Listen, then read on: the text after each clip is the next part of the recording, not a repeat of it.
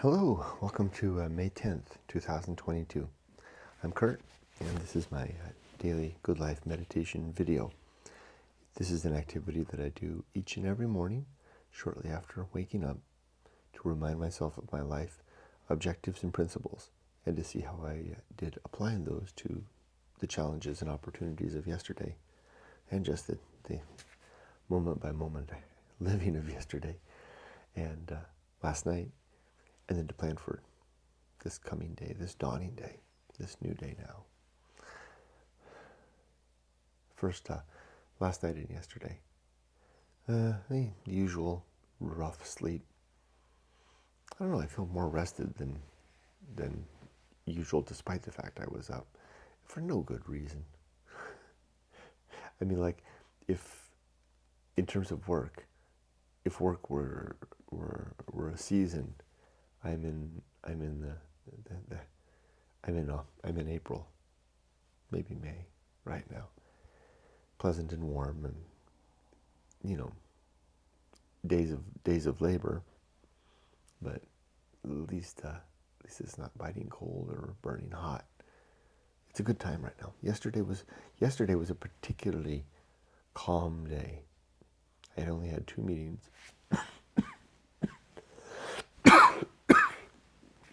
Pardon me. Both of them were done before 11. After that, I was planning. Oh, excuse me. I was planning a good stretch of work in the afternoon to catch up on some things. But then I encountered a technical problem. My computer was kicked off the domain at work. Took just a little bit of effort with the support team to figure out what was going on, and I'm waiting for them to fix it, and they didn't fix it by the end of the day.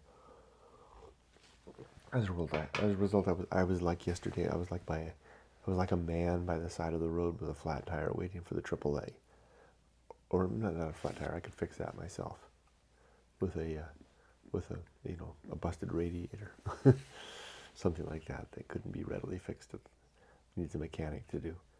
And I must say I was not productive in the afternoon. I was literally waiting. And part of that reason is that everything that I have, that I work on, I don't keep it on my computer, which is a good thing, right? Because the computers fail. Everything is out in the cloud, the cloud that we have at work. I was literally, it was, again, to extend that analogy, it was like being that man, that office worker stuck at the side of the road that can't get to the office.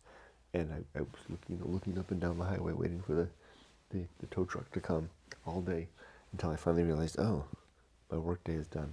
And I sent a confessatory email to my boss, saying, I waited, I'm finishing my work day, didn't really get anything done in the good productive morning in the afternoon, didn't get much done in the afternoon.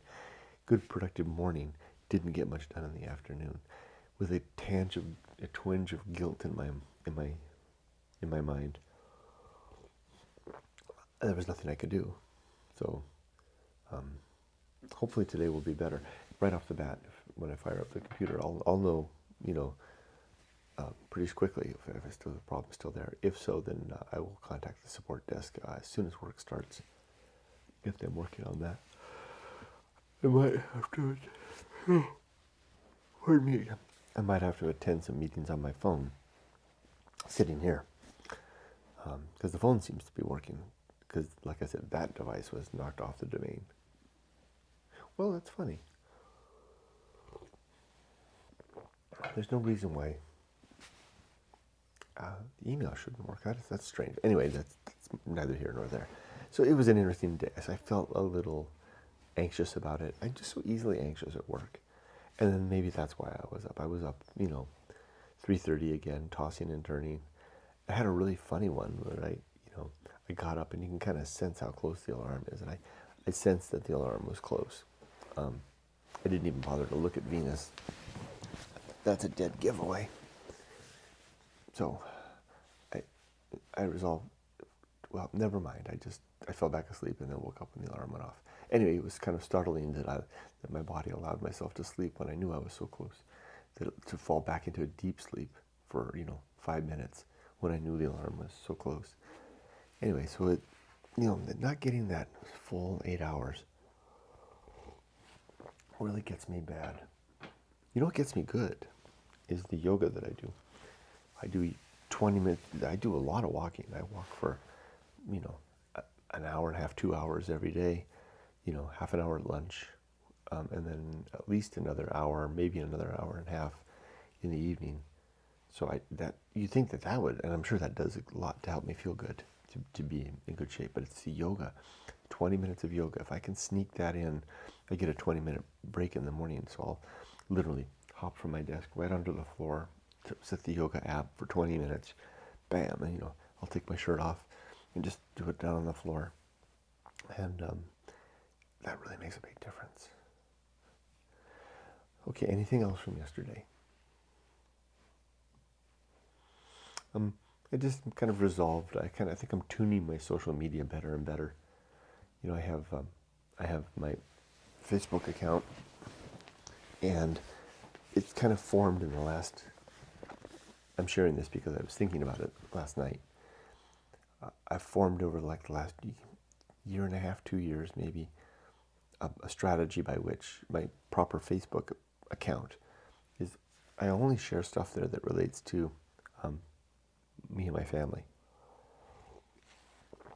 And I kind of have a rule of thumb that I can't share there unless I can be tagging somebody. It doesn't have to be my family, anybody. So that it makes Facebook more of a sharing event. Well, no, more of our life, my family and I, rather than my life. Because I know in the past that Facebook has been Softy Papa has taken over, which is Softy Papa is my alter ego, the guy that I play on TV. Well, he's going to be on TV. I think it's this week. There's a pretty big Japanese TV show that's going to have some of my videos this week. They've been corresponding with me.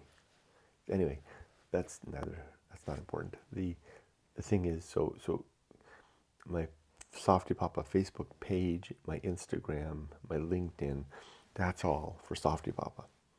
But Facebook proper, that's for me. And sharing with my the news of my family. So yesterday I kind of shared something that I didn't felt it was like, it was kind of family. It was kind of the middle ground. I wish I hadn't. Although it's not a big deal at all. None of this is a big deal in the slightest bit. But, we live our lives. The stuff in our lives becomes big deals. So, and this is my endeavor to manage my life, so I guess it's a big deal. Anyway, it's funny how my gut was telling me, don't share this. I did.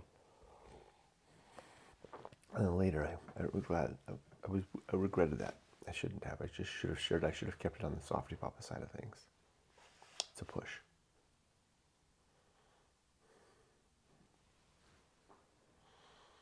Otherwise, it was a good day. Did I meet my criteria? I did make a video. I did a journal entry. And by the way, this morning's journal entry was interesting. I really enjoyed doing that. I did that already today too, but I'm talking about yesterday. And I read, I think I read exactly 10 pages. So yeah, another circle for Monday. Let's do the good life for Tuesday.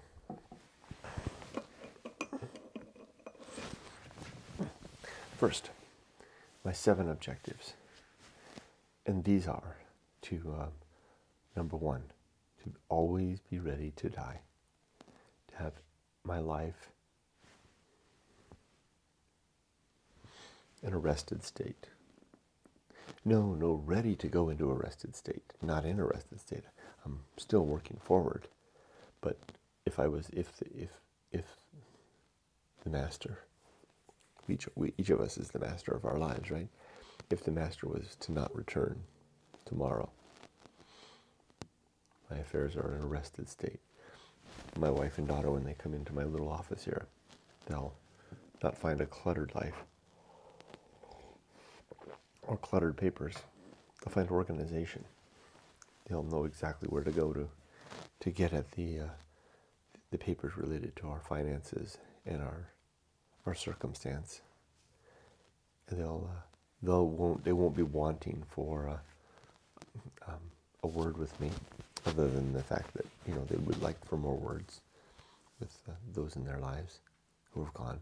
But it won't be like there have been words unsaid, like we're leaving life in an unsettled state. I'm settled with my family. I think I'm settled with everybody, even my mom, to the best of my ability. I mean, I can't imagine how I could settle with her more.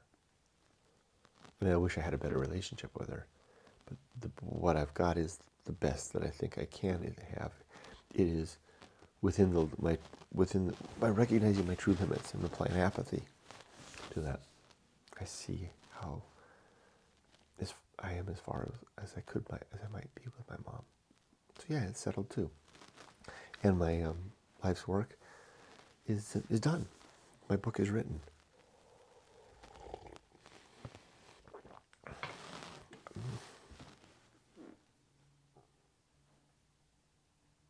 I don't want to talk about that. Maybe save it for another time. Some subjects are just a little too edgy. I need to digest that one more. The second objective it's not related to my book. It's something else that just made that talking about it kind of reminded me of. The second thing, and it's okay if I die not talking about it. It's the kind of thing that some thoughts are better kept internalized, unless a genuine opportunity emerges. It's similar to this social media post, right? Thing. The thought that I was just having is sitting here in the antechamber of my mind right now is like that social media post I did yesterday that afterwards I was kind of like, Kurt, you should have kind of not shared that. Or maybe, Kurt, you should have kind of just, put it somewhere else. That's what this thought is. I've got that same, and then later I came to regret kind of, regret's too strong a word. I wish I'd heeded my little voice. It's the same with this little thought right here. Don't talk about it. And there's no place else to share it, but don't talk about it. In this case, it's not because it's inappropriate. It's because I haven't.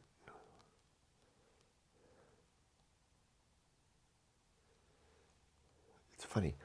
I haven't turned it over enough. I haven't thought about it. That's not right, too. I have thought about it plenty. The time isn't right. The opportunity isn't right. Sometimes the inner mind knows. All right, so let's move on. The second objective is to make good and effective use of time, to not waste my life and my moments, my days, my weeks, my opportunities, my challenges. Number 3 is to develop and maintain good and sound life principles, to have good objectives to strive for, and sound principles to get there, to help me get there. Next is to cultivate good emotional reactions, to formulate an approach to life and a posture and an attitude that allows me to bear the initial brunt of emotional challenge. When life strikes and I go down, or I'm in danger of going down.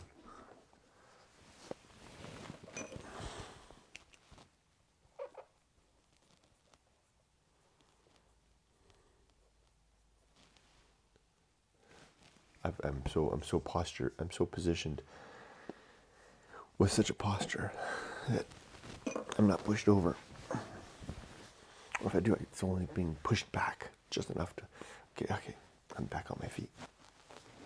Yeah, life doesn't bowl me over as like it used to.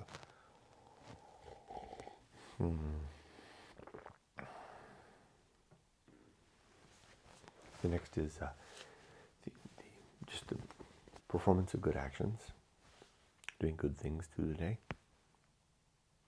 The next objective is to recognize my true limits and my true opportunities.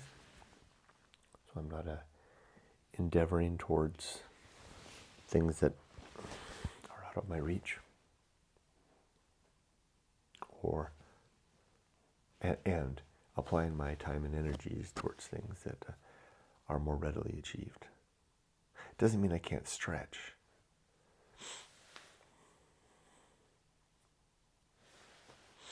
But I won't stretch unduly. That doesn't sound right, but I think it conveys the meaning. And then finally, to do just one thing at a time, and to do that thing slowly and deliberately. To never multitask. Okay, those are my 7 objectives. Now my 30 principles. The first of these is the principle of war. To always be laying siege to my blessed truth. The things that I cherish most, the truths that I cherish most, I want to lay hold of them. And try to push them over. See if I can make them topple. I know that'll leave me with less. That'll leave me with nothing. See, potentially, well, what will you rest your certitude upon, Kurt? Maybe I'll have to carry my certitude, my own. The second principle is the principle of reason, and the sub-principles of honesty, objectivity, and doubt, which is the posture and position that I take in life to help me to understand, to discern what is true from what is false. Next is the homunculus, the proposition that we do not have a soul, human beings that is, but we do have a little awareness, a little consciousness that we get to have for some time. And that when we die, the consciousness winks out and goes nowhere. It's like the music stopping or the candle flame being snuffed. That's the end of us. The next principle is the Anchorhold. The idea that our consciousness is trapped within us, like a man upon a rock in the sea, too deep and too cold and too dangerous to swim anywhere. Can't even get in the water. Because the rocks are too slippery, you'd never get back out. So you sit on the rock and you look at the horizon, and the storms come and the tide rises and the waves crash and the moments pass. Sometimes maybe the mists passed and there's someone else on a rock over there. Hey. And that's our life. We'll never see them. We'll never get closer to them than this. And we'll never hold anybody, in fact. Even if we have them in our embrace, we'll never really be close. Next comes the home of good and evil.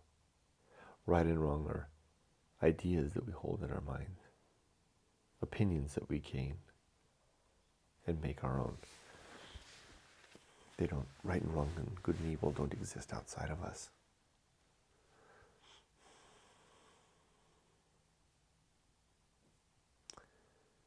They are a human contrived construct that helps us to cooperate and live together and do and improve and survive. Next comes the principle of purpose and the sub-principles of biology, virtue, and mission.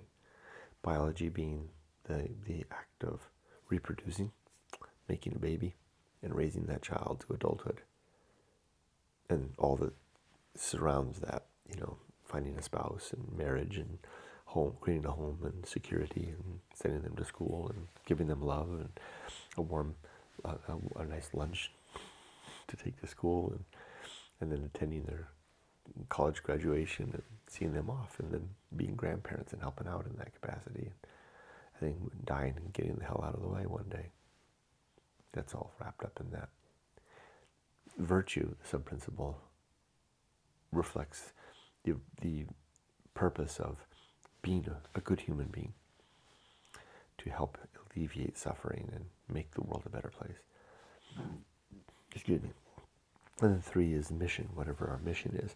And my mission is, was the writing of my book, Going Alone, and the sharing of that story, and the resulting Good Life Creed.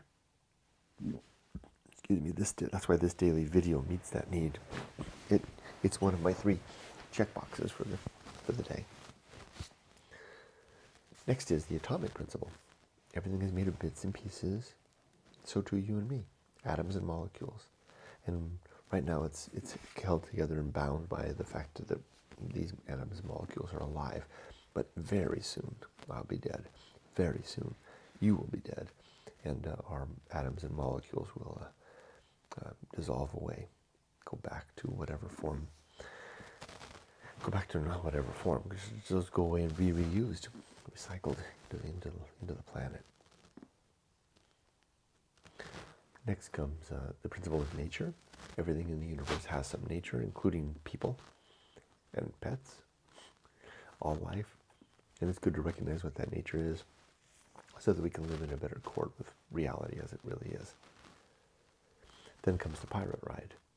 This principle suggests that free will is an all too convincing illusion, that though we can make any decision we want, ultimately the decisions that we make are the only choices that we were really able to make, because the universe at large has so much to say about our decisions. We don't make our decisions on our own. In fact, we hardly do it. Maybe not even at all. We animals are just reaction engines, making decisions that seem like our own, but are really just the consequence of every influence and nudge and twist and push that everything around us contrives. Not determinism, but neither free. Next comes maturity and the sub-principles of wisdom and fortitude. We are mature when we wisely remember our past successes and failures and endeavor to do better. Next comes the social principle. We are social creatures, we humans are, and it's good that we spend our time, or at least a good deal of time, together with others, that we make homes and families, and be a part of a community, even if we'd rather be inclined to be by ourselves. Going by ourselves too long can have dangerous consequences. That's why the punchline of Going Alone is to return and seek the good life with others. And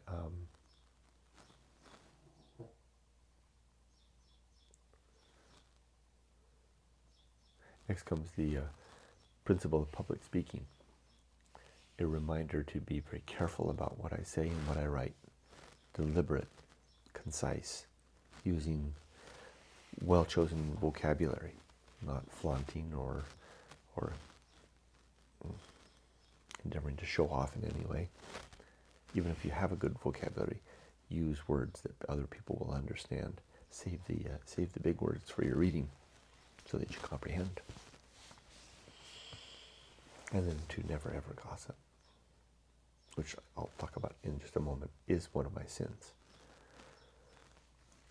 Okay, next is temperance.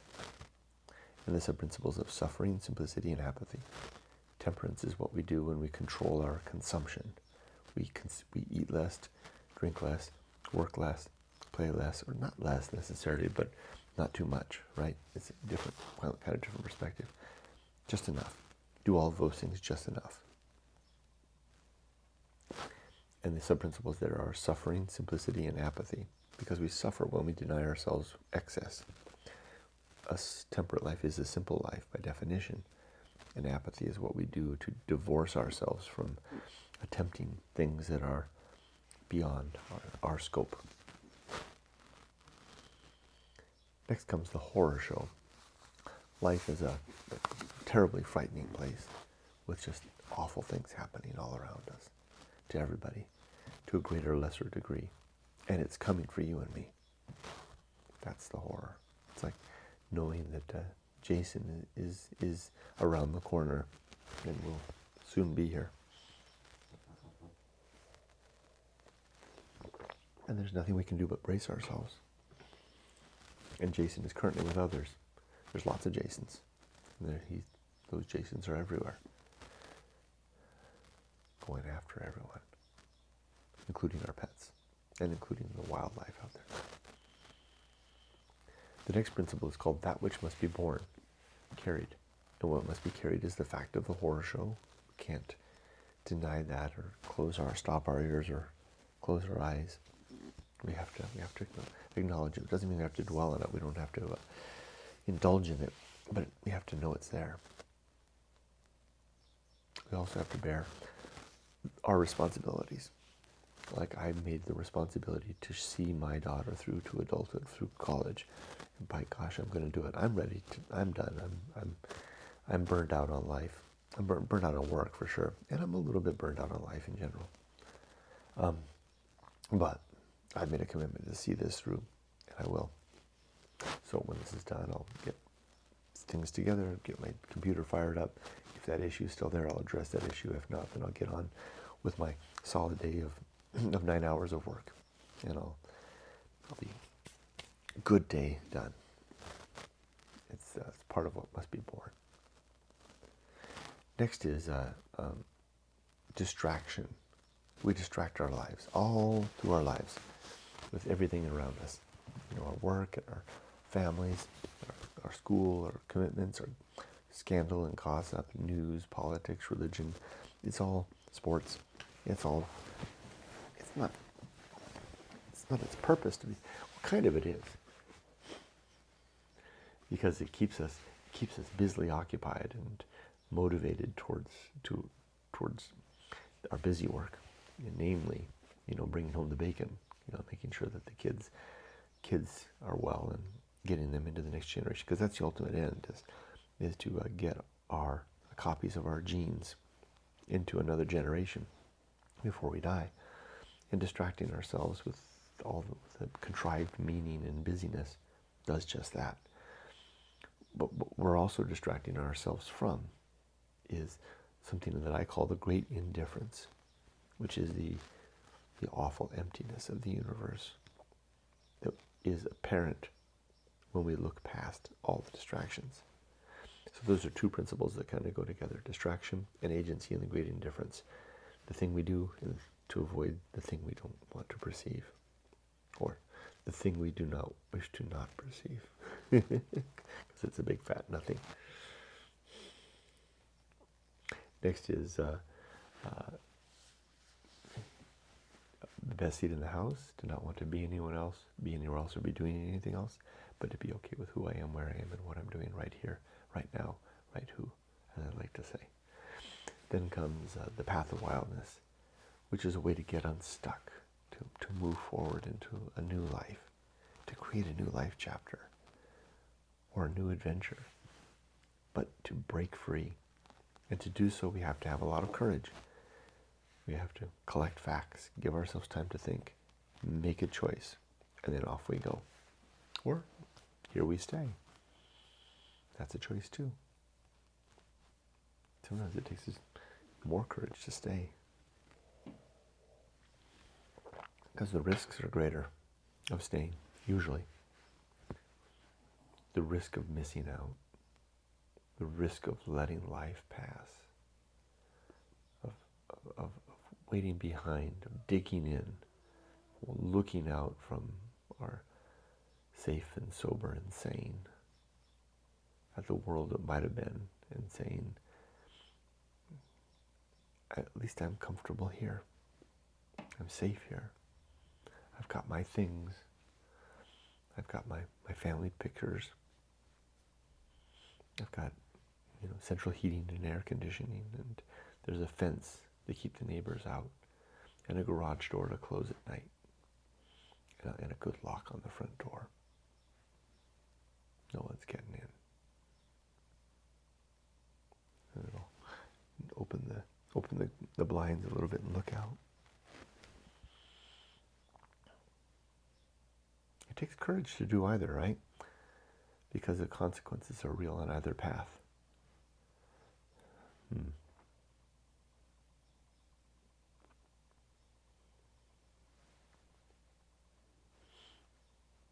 So that's the great life adventure. No, the path of wildness. It's the way to break out. If you choose to get out of that safe and sane, to fling open the front door, to leave it all behind. That's the path of wildness. It's easy to find. It's the course of a stream, leaves blown in the wind, a beast's track through the brush. These are all precedents. These are all examples. Because it's much easier for the wild things, because they're on the path perpetually. And it's the direction of our first inclination. I doubt that locking the door and staying within is our first inclination. It's perhaps our fearful inclination. It's our safe inner inclination. It's the inclination that will get us, has the best chance of getting us into a comfortable tomorrow. But what if we suspect more than a comfortable tomorrow?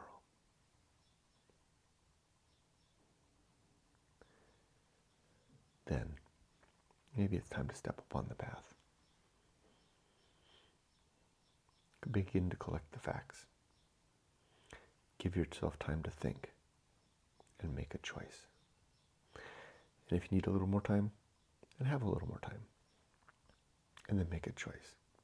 And if you still can't make a choice, and you don't want to give yourself more time because that can go on forever, then look into your gut. Which way does your gut nudge you? Is it to turn the lock to bolt, or turn the lock to open? To open the door and let the cold air in. Is that a mosquito that just came in? It's dangerous out there. Are you ready to leave all that behind? You won't get it back. You can't have it back once you step out. It's a lot to give up for a promise of next to nothing. But what's that next part? That's the stuff that comes of the gamble. That's the thing that you get. It's very small, very compact.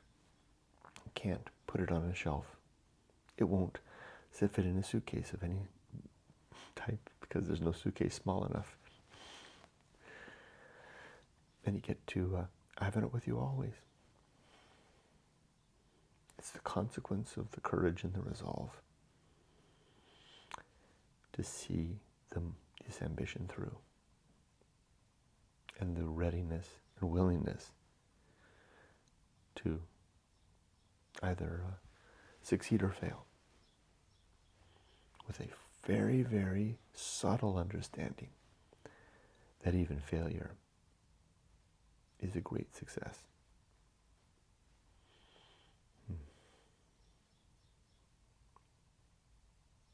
That's the path of wildness. It is easy to find. But it's not easy to step upon, especially if we wait. Because the longer we wait, the more rusted and settled the bolts of the door, the thicker the wood of the door, the taller the fence that surrounds our yard. The garage door becomes heavier. And the things outside the perimeter of our safe and sane are more fearful. The sounds out there are scary. The people out there that we see going by on the street, strange, and they're doing strange things. I hope they stay away, keep off the lawn. So the opportunity and the chance will maybe come if we avail ourselves of it, if we're interested. And likewise, it will pass. Every day to recede further in the distance. Until one day there's no more time. Even if we do manage to get out the door.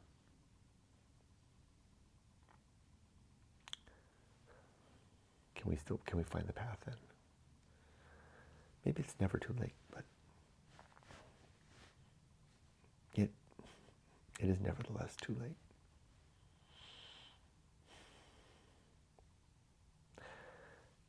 All right, next is the risk of avoiding risk, the deep and the shallow risks of life. The shallow stuff is, education, career, family, home, security. We can tend to those things. That creates that sheltered, safe and sound status quo. The deep risk is, are we going to choose to go out the door? And did we do it soon enough? Next is sin and damnation. In my worldview, it's a sin to be untrue. It's a sin to believe things that may be untrue. And it's a sin to utilize the lives of others as our distraction, which can be done through gossip. To enumerate these are falsity, credulity, faith, superstition, dogma, authority, and gossip. The consequence of these sins is damnation in the here and now. Next comes complete oblivion. Since there is no God, we don't have a soul. There is no afterlife. When death comes, that's the utter absolute end. The body will shut off, become an inanimate clump. What does Shakespeare say? A kneaded clot, soon to putrefy and decay away, or be burned up in the crematorium. Nowhere to go. We'll never see our loved ones again. We'll never have a chance to make amends or reconcile or have a loving embrace with them. And we'll never have a chance to know if the justice was served. Wrongs made right. The rights rewarded. Those things don't happen because there's nothing to follow. The idea that there is just wishful thinking. It's a way to assuage the consequence of keeping the bolt shut, of not stepping out into the street, of not climbing the fence out back, of not leaving the trappings behind. It's the consequence of staying put. And it's something we tell ourselves that although I stayed put, although I didn't, embark upon the path of wildness, I chose to stay warm and comfortable and safe. I'll get mine after I'm dead. That's when it'll make amends. And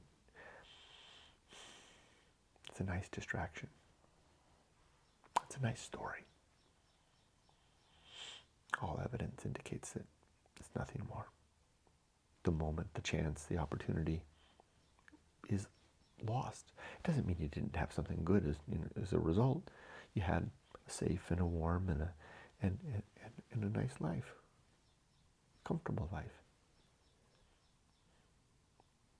Oh, not on the path though. But maybe the path isn't for everybody. That's fine.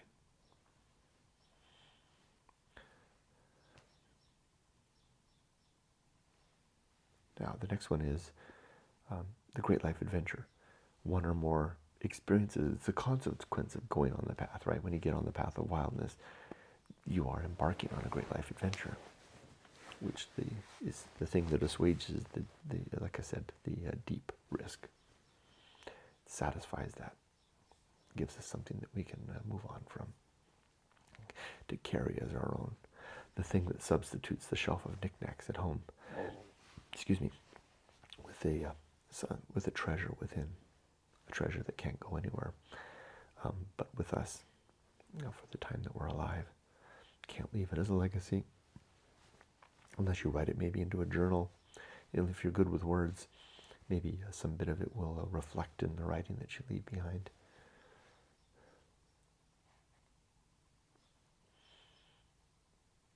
Next comes the season of philosophy. It's the time to record the words that come as a result of the life that we lived. Have the journal ready. Have the pen ready. Because once the words come, they go just as fast and the opportunity is lost. Next comes the bullseye aim. In life and during our days and our moments, we have objectives, and it's like a target on a bullseye. It's pretty rare when we play darts. It's pretty rare. We don't expect to hit the bullseye. Some of us are lucky just to get it on the dartboard. It's funny how we don't use that same reality for the things that we endeavor towards at work and in our own lives. It should be pretty rare that we hit, if our standards are high, it should be rare that we hit the bullseye square.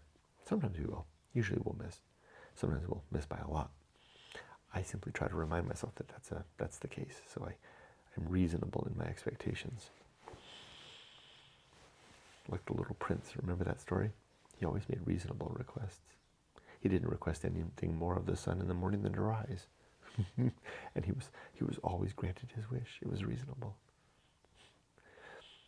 Now the next one is the uphill climb. Life is a steady climb, up, up, up, up, up.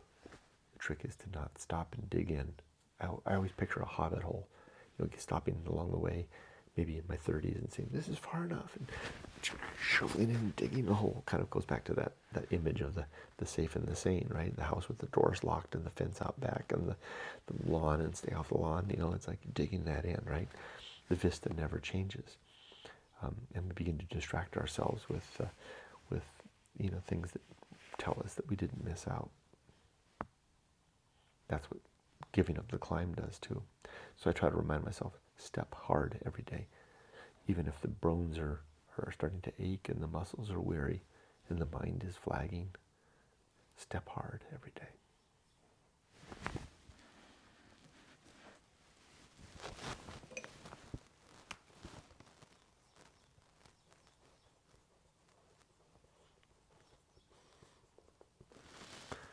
Arena and utility is next. Life is an arena for the pursuit of our objectives, using our principles as the tools along the way. And then 2 more principles. Second to last is the nothing is enough. It's similar to temperance, but a little bit different. It's a reminder that not to be temperate necessarily, but that having less, there's a satisfaction in vacuity. In have that feeling that you get when you have an empty stomach, but you're not quite hungry yet. Your mind is awake and alive, and you're energetic. You're not suffering that stupor of that torpidness of like when you have a giant meal, right, and you're just finished, blah, for half a day. The opposite of that is when you're doing stuff and you're active and engaging. You're like, I don't actually need anything else. Let's just keep doing. Nothing, less is enough.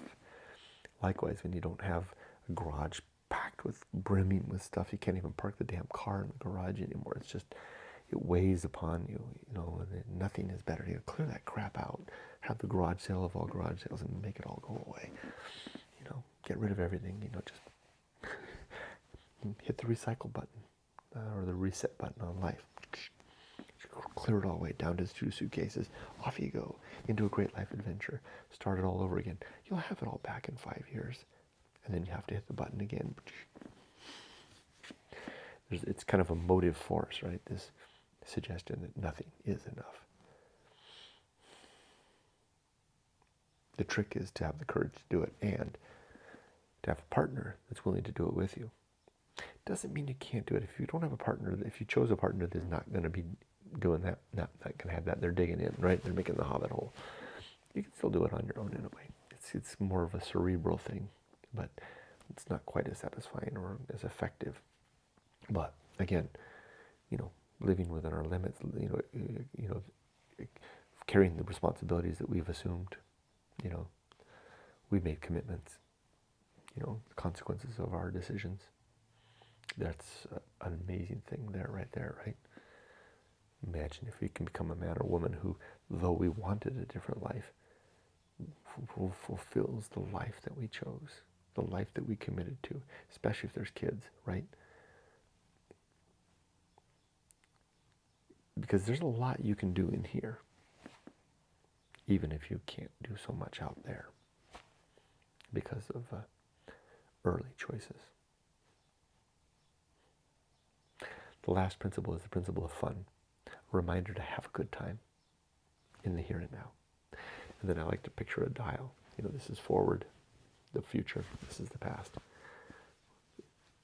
Having fun right now in the here and now is tricky because it's fraught with here and now, the things that upset the balance and the and the perfect image, right? The food stuck on the fork at the restaurant and the slow service and the fact that the car needs brakes and there's not quite enough money where'd all the money go in the checking account, right? And how are we going to pay for the kids' school? All that stuff that kind of soils the here and now. When that happens, when that gets to be a little too much, you can kind of push the dial forward. Look at the future. Imagine the fun things to come. There's nothing wrong with that. That prospect, right? Even if it's not even reasonable, it can kind of be fun to do.